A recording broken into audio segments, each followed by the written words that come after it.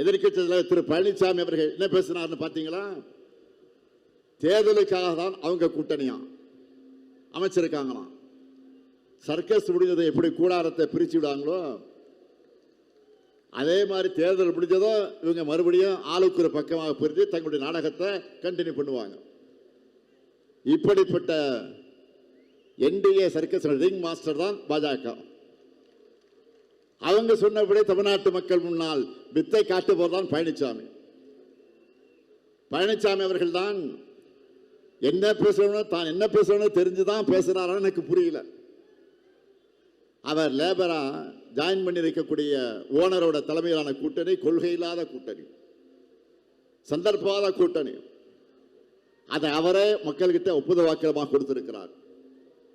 பத்து தோல்வி பழனிசாமி அவர்களை நீங்கள் மைண்ட் வாய்ஸ் நினைச்சு சத்தமா பேசிட்டீங்க.